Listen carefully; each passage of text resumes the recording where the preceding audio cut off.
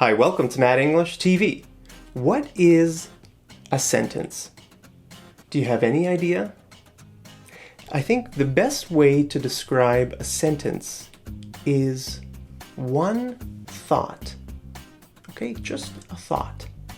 For example, I like eating chocolate.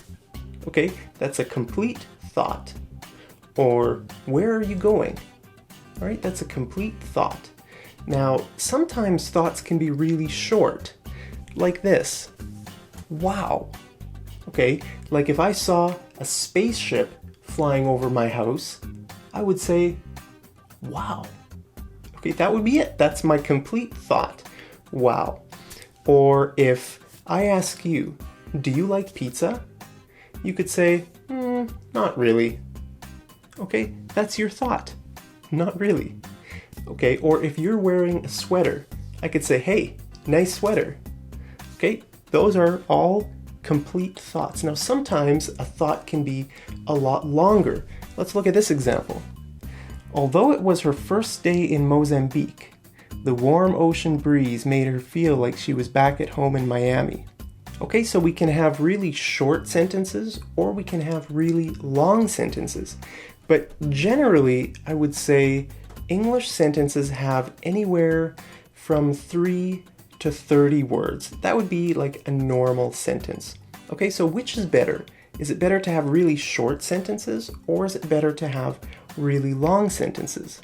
Well, good writers use a lot of variety in their sentences. Okay, they might have a short sentence, then a long sentence, then a medium sentence, then another short sentence.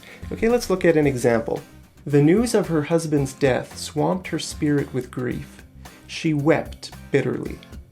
Okay, so here we have a medium thought, and here we have a really short thought. But notice they're two different thoughts, but they're sort of related, right? They're connected because her husband died and she wept bitterly. Okay, to weep means to cry a lot, right? To cry for maybe hours and hours. Okay, so she wept bitterly means just she was so sad. Okay, so these two sentences are very related. So we could try to make them into one thought.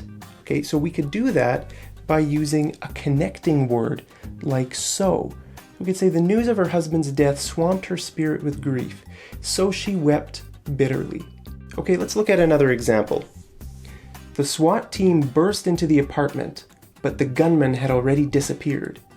Okay, a SWAT team is a special group of police officers who are trained to handle really dangerous situations. So let's say there's a terrorist threat somewhere.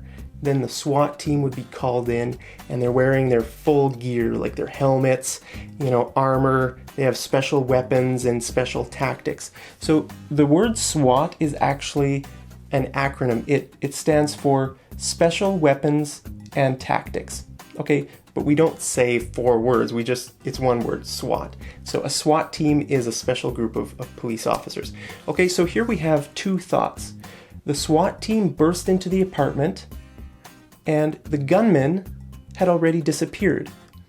Okay, they're two separate thoughts, but they're very closely linked, right? And we want to make them into one thought. So we're going to use a connecting word, all right? So here are some examples of some connecting words. And, but, so, and we can also use a connecting symbol like a semicolon. This thing here is called a semicolon. Okay, so let's look at an example.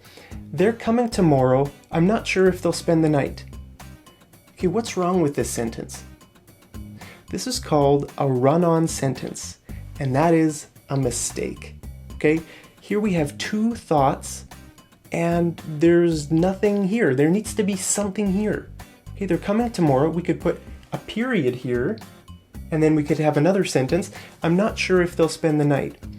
But because these two ideas are related, we'll probably use a connecting word. Okay, so let's take a look. Or we could use a connecting symbol like this. So they're coming tomorrow. I'm not sure if they'll spend the night. Okay, that's a perfectly fine sentence. or we could use the connecting word but. They're coming tomorrow, but I'm not sure if they'll spend the night. Okay, so when you finish a thought, you need to either end it or connect it. Okay, remember that. When you finish a thought, you need to end it or connect it. You can use a connecting word like and, but, so, one of those, or you can use a connecting symbol, or you can just end it. And if you want to end it, you just use a period.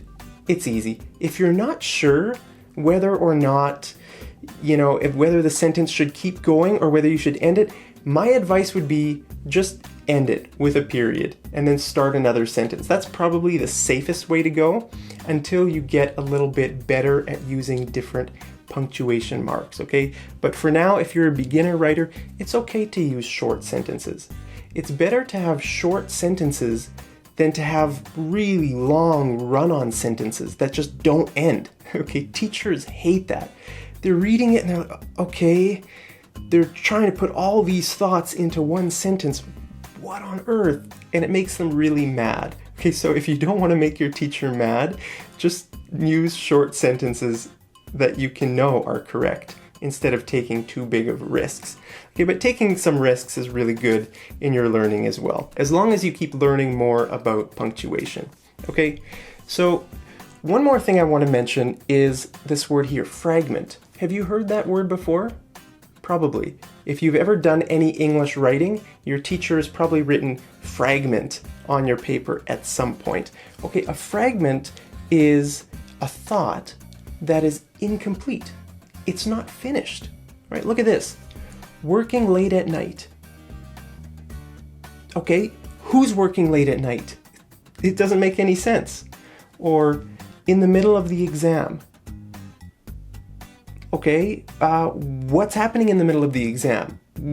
It's not a finished thought, okay? It's only a piece of a thought, and that can't be a sentence. A sentence needs to be a full thought, okay? Now, another thing I want to mention is that all sentences start with a capital letter. So many people don't do this. Look, that W needs to be capital. We ate tacos. It can't be lowercase like that. This isn't a sentence. Okay, if I saw this, then I would think there's more of the sentence over there that's missing. Okay, because sentences always have to start with a capital letter. Okay, so what I want you to take away from this lesson is that a sentence is a complete thought that begins with a capital letter and ends with a period. Okay, so many people don't understand this. If you can use this in your writing is going to actually be pretty good. It's going to be better than most people's writing. Okay, now if you make mistakes inside the sentence, that's okay. When you improve your grammar, your sentences will start getting better. But I think if you can start with a period or start with a capital and end with a period and try to make it a complete thought, I think already you're off to a good start. Okay, so let's do some homework. I want you to think of a sentence with 18 words because today is September 18th. Okay, do you think you can do that? I think so. Try. So make a sentence with 18 words, post it down there in the comments, and I'll tell you if it's right or wrong. Okay, see you over in the next episode of Mad English TV. Take care.